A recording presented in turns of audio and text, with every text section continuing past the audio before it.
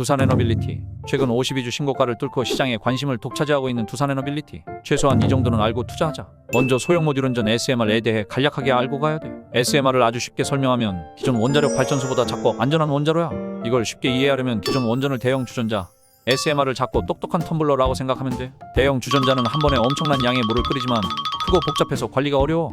텀블러는 작은 용량으로 물을 끓이지만 안전하고 이동도 쉬워. SMR은 대형 원자로의 축소판이지만 기술적으로 훨씬 발전된 최신 원자로라고 보면 돼. 공장에서 미리 만들어서 조립하면 되니까 건설 비용도 절감되고 큰 발전소를 짓기 어려운 오지나 바닷가, 공장 근처에도 설치 가능하고 탄소 배출 없이 전기를 생산하니 친환경적이야.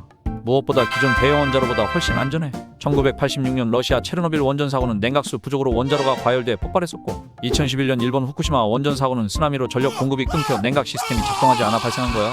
그런데 SMR은 전기가 없어도 자연스럽게 물이 순환하면서 냉각되고 원자로를 지하나 물속에 묻거나 특수 금속으로 감싸서 방사능 유출 위험도 작아.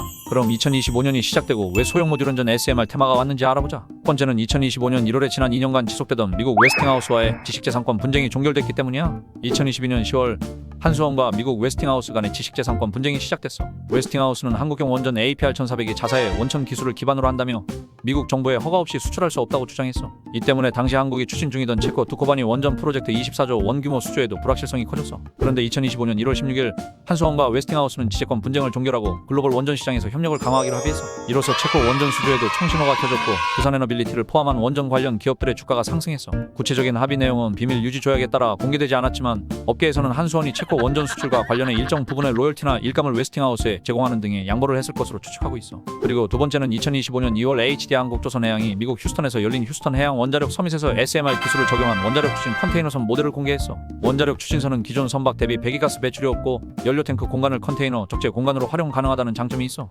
최근 탄소 중립 규제 강화로 인해 대체 연료 선박 기술이 각광받고 있는데 HD 한국조선해양이 이 시장에서 선제적으로 SMR 기술을 활용한 모델을 선보였다는 점이 주목받은 거야. 그런데 두산에너빌리티는 HD 한국조선해양과 직접적인 지분 관계나 계열사 관계도 없는데 왜 주가가 상승하는 거예요? 두산에너빌리티가 HD 한국조선해양과 직접적인 관계는 없지만 SMR 기술이 주목받으면서 SMR 부품을 제작하는 두산에너빌리티도 수혜의 기대감으로 주가가 상승한 거야. 두산에너빌리티는 여러 사업을 하고 있지만 주식시장에서는 원전 테마에 가장 강하게 묶여있어. 이유는 원전의 핵심 기자재를 직접 생산할 수 있고 2019년부터 미국 뉴스케일 파워와 협력해 SMR 부품을 공급하며 글로벌 시장에서도 입지를 확대 중이야. 마지막으로 트럼프 대통령은 재임 기간 동안 원자력 발전, 특히 SMR 기술에 대한 지지를 여러 차례 표명했어. SMR을 청정에너지원으로 언급하며 연방정부 차원에서 SMR 개발과 배치를 위한 대규모 투자를 약속했지. 현재 미국에서는 뉴스케일 파워, 엑스에너지, 테라파워 등 여러 기업이 SMR 개발을 활발히 진행 중이야. 장기적으로 SMR 산업이 성장할 가능성이 크므로 관련 글로벌 동향과 두산에너빌리티의 행보를 주시할 필요가 있을 것 같다. 구독과 좋아요는 큰 힘이 되니까 눌러주고 가!